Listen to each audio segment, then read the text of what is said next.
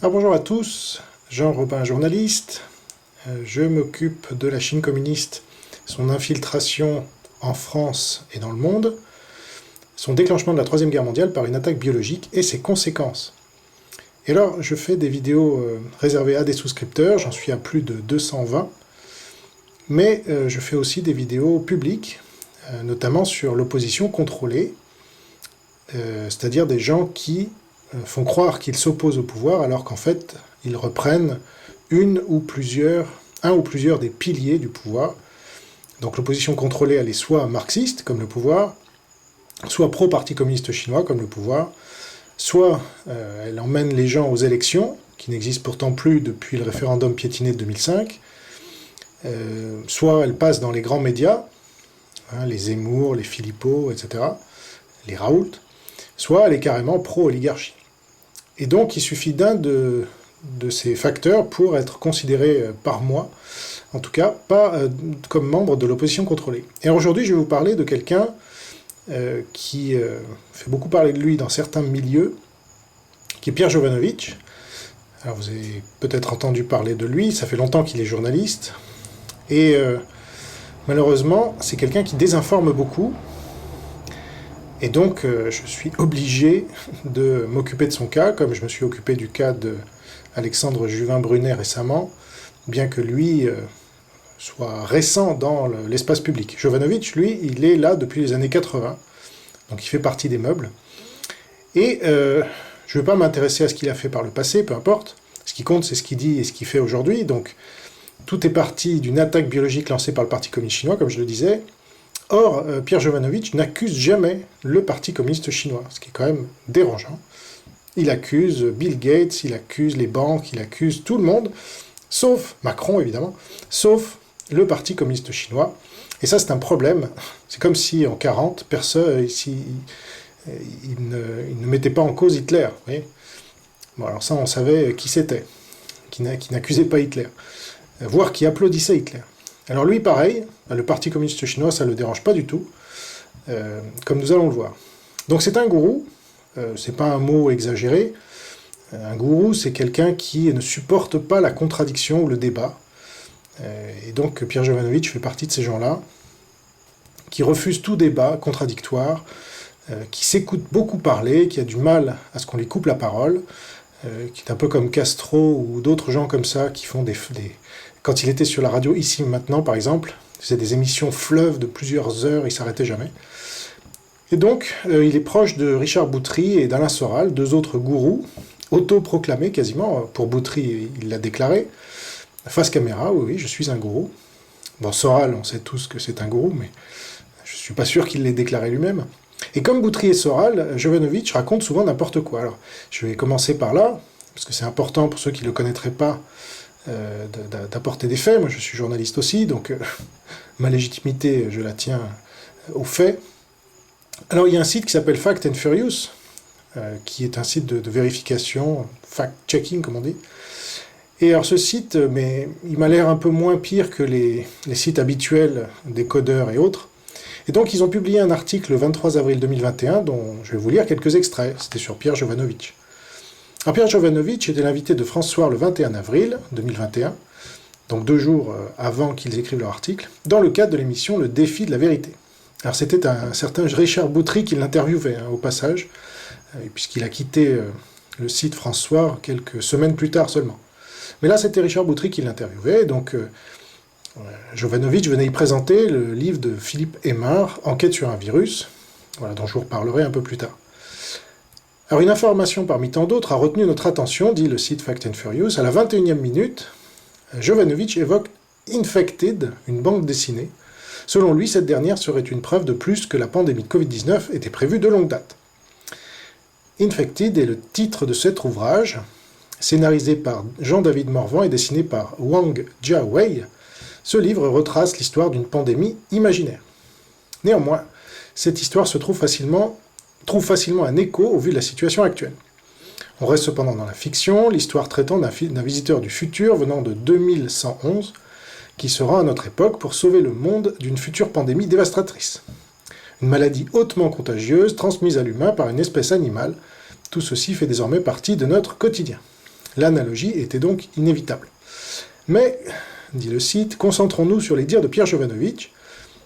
Alors vous avez quelqu'un qui arrive du futur, donc là il le cite dans François, vous avez quelqu'un qui arrive du futur, donc qui arrive dans notre époque et qui prévient les commissaires de l'Union Européenne qu'un vaccin va arriver de Chine, pourquoi pas d'Indonésie. Et pire, il arrive de Wuhan. Faut le faire quand même, 4 ans avant, 4 années avant, comment est-ce possible ? Alors quand on lit ceci, dit le site, on est effectivement en droit de se poser la question, comment est-ce possible ? Cette pandémie aurait-elle donc été prévue de longue date, et ces instigateurs assez idiots pour dévoiler leurs plans secrets dans une bande dessinée ? Alors cette bande dessinée... Oh, j'ai perdu la ligne. Cette bande dessinée a simplement été éditée par l'Union Européenne pour une diffusion en interne principalement, dans un but informatif et préventif. Pierre Jovanovic assène son argument avec conviction. Le problème, dit le site, est que cette BD est disponible gratuitement sur le site de l'Union Européenne. Nous l'avons donc téléchargé. Le texte est rédigé en anglais, ce qui peut rebuter certaines personnes.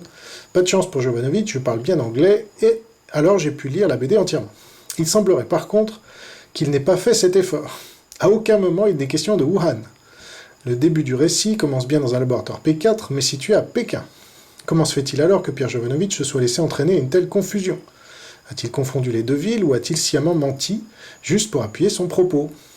Parfois la fiction rejoint la réalité, mais dans le cas présent, c'est Jovanovic qui tord la réalité vers la fiction. Dans les 32 pages de PDF, vous ne trouverez nulle part le mot Wuhan. Un des aspects pratiques du format PDF est que vous pouvez faire une recherche par mots-clés. Je vous incite donc à vérifier par vous-même. Il sort donc ce nom de ville de son chapeau, et car cela colle à sa narration. 4 ans avant, comment est-ce possible ? La pandémie de Covid-19 a débuté fin 2019, on s'attend donc à ce que cette bande dessinée date de 2015. Or, cette BD est sortie en 2011. Il y a donc 10 ans. Comment a-t-il pu se tromper encore une fois sur cette information pourtant facilement vérifiable ? Pierre Jovanovic nous explique que dans cette bande dessinée, un personnage venu du futur va rapporter un vaccin provenant de Chine. Ce n'est pas le cas. Le héros vient bien du futur, mais on ne sait pas de quelle région du globe. De plus, l'épidémie présentée dans ce livre ne provient pas de Chine, mais d'un pays tropical en Asie. Aucun lieu n'est factuellement précisé. Voilà, donc ça c'était pour vous introduire, si vous voulez, le sujet Jovanovic. C'est quelqu'un qui, malheureusement, diffuse énormément de fake news, est très peu repris par des gens qui oseraient lui dire « Attends, Pierre, qu'il l'invite ou autre », parce qu'il fait peur, honnêtement, quand on le regarde.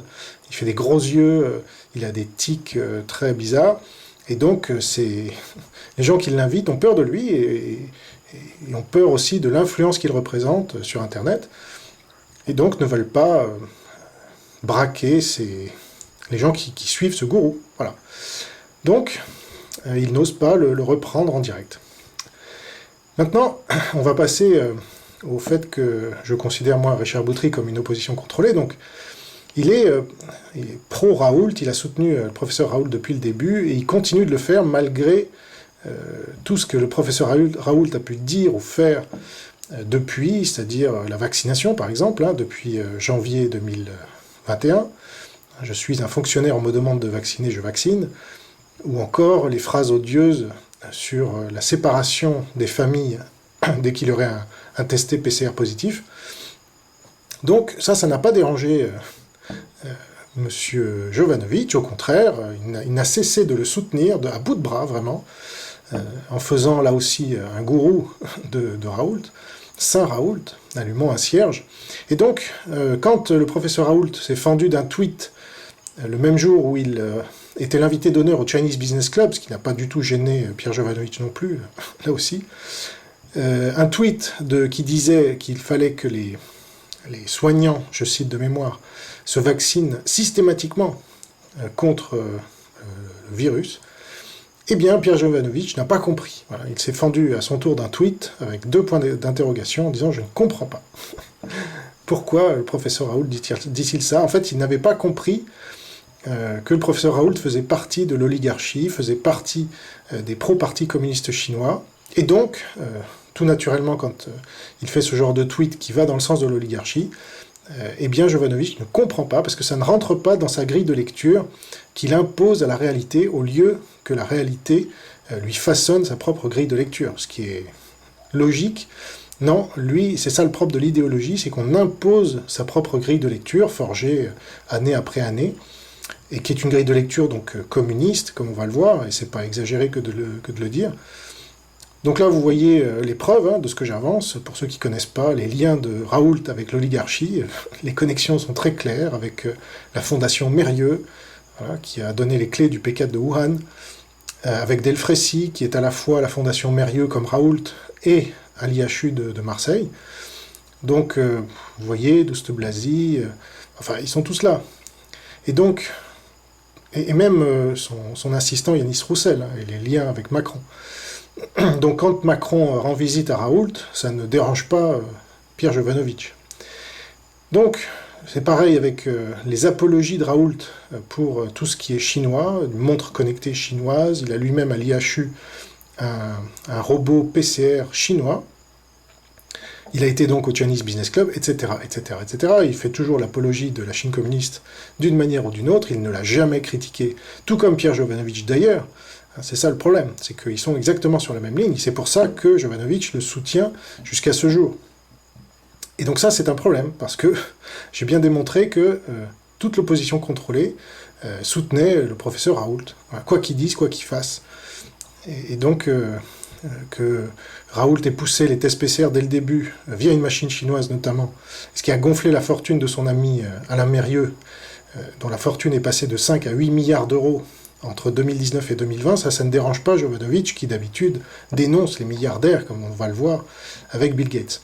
Mais non, parce qu'il a choisi ses riches, et donc il y a les bons riches et il y a les mauvais riches, donc selon Pierre Jovanovic. Donc la France, pour lui, elle est ultra-libérale et aux mains des Américains. Je le cite sur NTD France, le 11 juillet 2021, là il y a un peu plus d'un mois, j'enregistre le 19 août.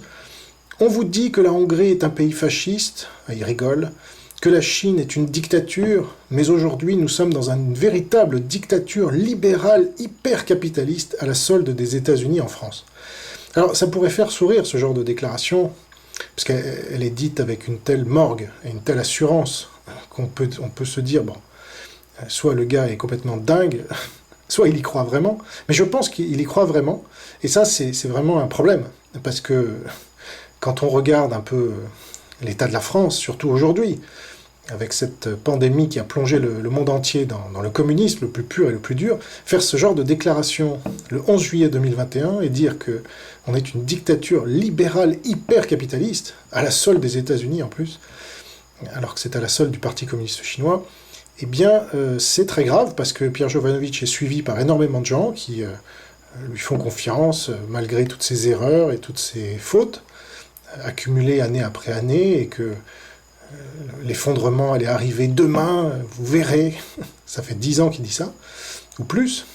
Et donc, quand on regarde les faits en face, on a quand même la preuve absolue, définitive, que la France n'est pas ultralibérale, ni hyper-capitaliste, ou je sais pas quoi, mais qu'elle est au contraire aux mains du communisme. Donc, quand on a le préfet l'allemand, préfet de Paris, qui cite Trotsky sur ses vœux de fin d'année, et que derrière Marlène Schiappa, qui est quand même ministre du gouvernement, justifie cette citation de Trotsky en disant « Je crois que Trotsky a écrit beaucoup de choses qui sont très inspirantes, et donc chacun a le droit de le citer et de s'en inspirer. » C'est ça l'hypercapitalisme.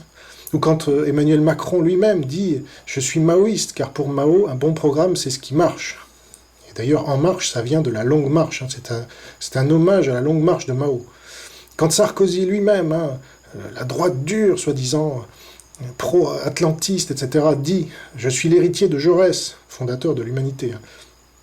Je veux remettre au cœur de la vie politique française les valeurs que la gauche a trahies. » Ça, et quand il fait l'ouverture à gauche, bon, ça, c'est un président de droite. C'est ça, l'hypercapitalisme. Ou quand François Hollande, son successeur, déclare « Il y a une culture communiste, et je veux ici même lui rendre hommage. » Il a dit ça pendant sa campagne de 2012.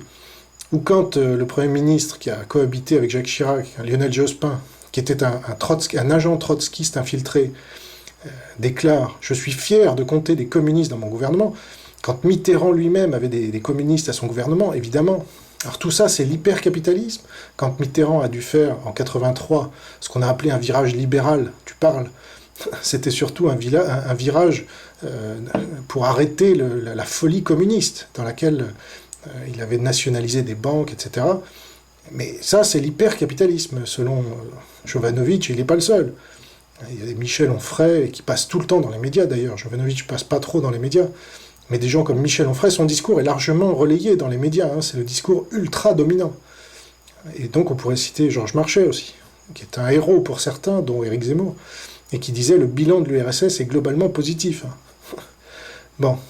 Donc, c'est de la folie de croire que la France serait ultra-capitaliste ou... Enfin, je veux dire, tout entrepreneur, en plus lui, il a créé des entreprises, il a une maison d'édition, donc il connaît l'URSSAF URSS AF. Comment est-ce qu'on peut connaître l'URSSAF URSS AF et dire qu'on est en système ultra-capitaliste? L'éducation nationale est obligatoire ici, la retraite par répartition aussi, la CGT domine absolument tous les services publics, et même un certain nombre d'entreprises privées, qu'elle tient en otage souvent. On pourrait parler du statut des fonctionnaires. Il y a tellement de choses, si vous voulez, avec des privilèges pour les gens qui sont dans l'État ou qui dépendent de l'État contre les gens du privé, qui travaillent souvent plus, qui sont payés moins et qui ont leur retraite plus tard, que franchement... Voilà, regardez un peu ce schéma.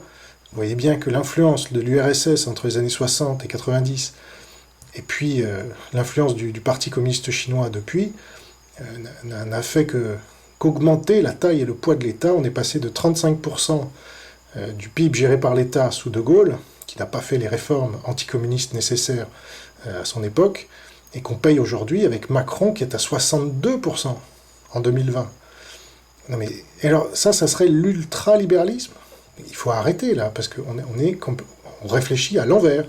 Le rôle d'un intellectuel, c'est quand même de dire le réel. C'est pas d'inventer un truc qui nous conviendrait bien, qu'on pourrait faire des bons mots avec. Voyez. Donc ça, c'est un peu le problème du communisme, c'est qu'il invente une réalité pour dédouaner le communisme. C'est jamais communiste. Gérard Filoche disait, mais le communisme n'existe pas, donc il n'a jamais tué personne. Bon. Donc Pierre Jovanovic, pour revenir à lui, il est obsédé par les banques. Ceux qui le suivent le savent bien. Il a fait une revue de presse depuis des années. Bon, il en parle comme de la marge d'ailleurs, qui dit que tout va s'effondrer demain, mais bon, ces gens-là sont démentis par les faits chaque jour qui passe, donc ils sont quand même suivis. J'ai du mal à suivre moi-même. Par contre, il est obsédé par les banques, mais il ne parle jamais des banques chinoises. Et moi-même, j'ai fait une vidéo récemment, réservée aux souscripteurs, dans laquelle j'explique que les 4 premières banques au monde sont chinoises. Voilà. Et 5 des 10 premières banques mondiales sont chinoises. Mais ça n'intéresse pas Pierre Jovanovic. Vous voyez, il préfère se focaliser sur des banques comme la JP Morgan, comme la Goldman Sachs, Rothschild. Voilà. On n'est pas proche de Soral pour rien. Donc, je sais pas. Il parle, oui, des banques françaises, américaines. Mais quand il parle des banques françaises, il rappelle jamais que ces banques sont tenues par des énarques ou des X-Min. L'énarchie française qui tient le pouvoir en France. L'ENA a été fondée par Maurice Thorez. Et quasiment tous les présidents de la République de la 5e sortent de l'ENA. À part De Gaulle, évidemment, Mitterrand et Sarkozy, qui étaient avocats. Mais tous les autres, ce sont des énarques, Macron y compris. C'est facile de dire Macron banquier. Il y a une chose qui regroupe bien plus les gens de l'oligarchie, au Conseil d'État, au Conseil constitutionnel, dans les différents corps d'État, les inspections des finances, etc. C'est l'ENA, beaucoup plus que d'être banquier. Bon. Et puis, il est aussi obsédé par Bill Gates, qu'il met absolument à toutes les sauces, et qu'il les fait un peu un des maîtres du monde. Bon. Mais ça, c'est vraiment de l'obsession. Là, moi, on me dit je suis obsédé, mais c'est faux.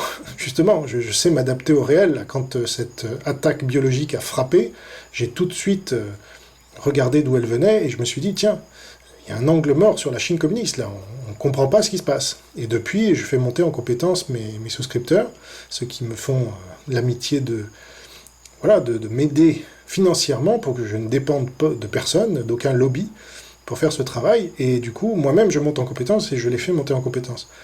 Mais Pierre Jovanovic, ça ne l'intéresse pas, lui. La Chine communiste, c'est Bill Gates qui l'intéresse. Alors, on ne sait pas pourquoi. Mais pour lui, c'est Bill... Alors, pour d'autres, c'est Soros. Pour d'autres encore, c'est... je ne sais pas qui, Rockefeller. Mais non, Jovanovic, son obsession, c'est Bill Gates. Alors, moi, j'ai une anecdote que j'ai révélée sur Bill Gates. J'ai fait toute une vidéo publique à laquelle je vous renvoie, qui démontre qu'il n'est pas du tout le maître du... C'est un milliardaire, ça c'est sûr. C'est une des premières fortunes du monde, ça c'est sûr aussi. mais il n'est pas du tout aussi puissant que Xi Jinping, par exemple. Et donc en 2015, Xi Jinping fait un voyage à Seattle, et il s'arrête donc dans la ville de Bill Gates, et Bill Gates lui propose d'aller dîner. Et Xi Jinping lui dit, non, t'es gentil, mais j'ai plus important à faire que de dîner avec toi. Donc il lui met un gros lapin, et ça montre bien qui court après qui, et qui a le pouvoir. Hein, qui. Et puis j'ai le même genre d'anecdote avec Zuckerberg d'ailleurs, puisqu'un jour Zuckerberg, donc, qui est marié avec une chinoise et qui a appris le chinois, a demandé à Xi Jinping de nommer sa fille, de donner un nom à sa fille, ce qui serait vraiment un honneur pour ce gars-là. Et Xi Jinping a refusé, de la même manière qu'il a refusé la proposition de dîner avec Bill Gates. Donc vous avez ces gens-là qui courent après Xi Jinping. C'est Xi Jinping l'homme le plus puissant du monde, hein, et certainement le plus riche aussi, parce que sa richesse à lui, elle n'est estimée par personne. Mais je peux vous dire qu'à la tête de la Chine, vous avez la tête du cartel, en fait. Vous êtes à la tête du cartel, et donc c'est vous qui avez la plus grande richesse. Bref.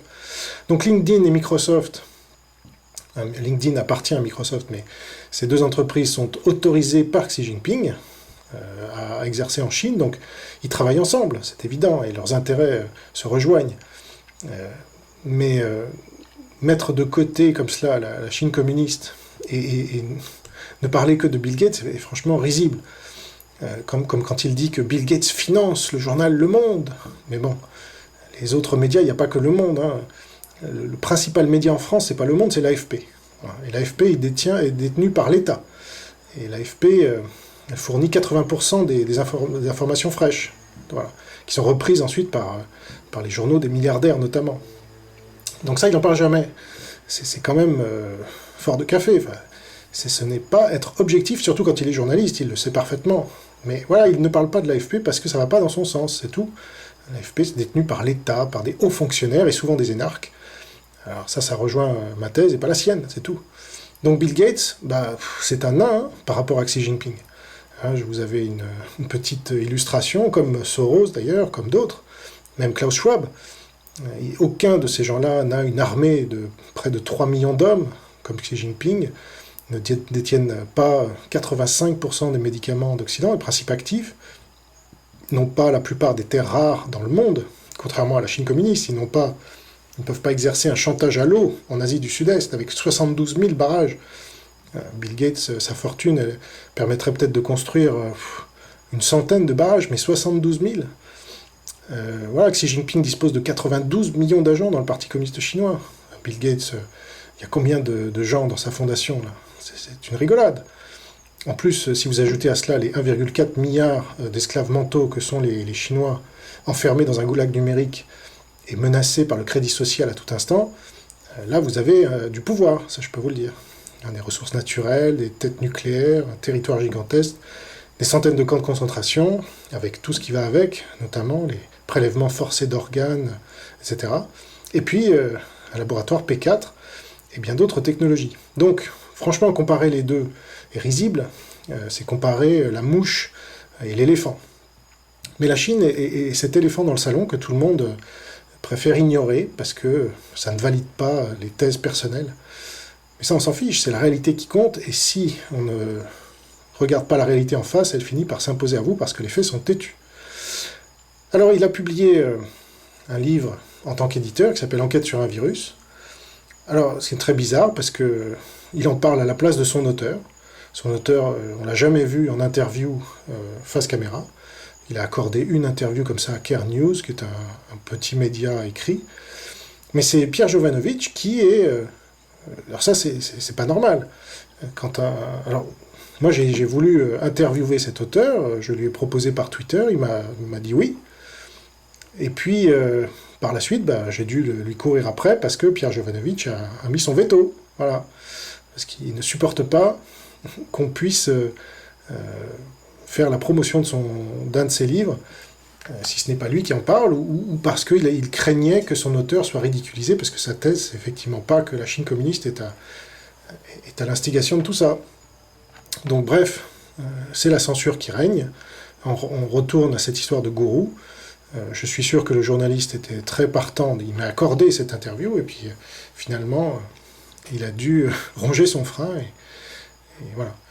Donc, La loi de 73, c'était un livre qu'il a édité aussi auparavant, un livre de Pierre-Yves Rougeron, donc il a pris sous son aile, c'est un peu enfin, c'est devenu son mentor, si vous voulez.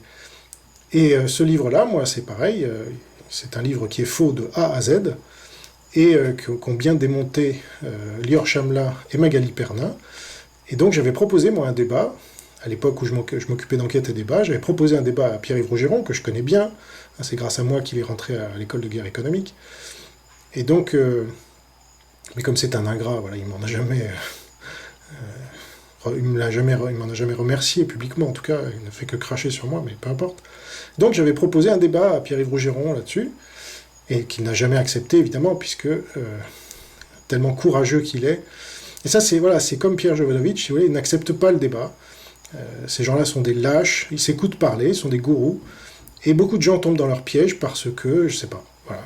Au bout d'un moment, faudrait finir par comprendre, parce que on perd beaucoup de temps avec ces gens-là, à écouter leurs mensonges. Vous voyez, j'ai cité quand même des faits très précis, vérifiables, sourcés, publics, et donc je vous invite à faire un peu votre enquête pour arrêter de croire dans ces guignols, même si vous-même vous partagez certaines de leurs idées, essayez de voir si ce sont des idées qui sont vraies, parce qu'au bout d'un moment, l'illusion, c'est bien, mais ça ne nourrit pas son homme.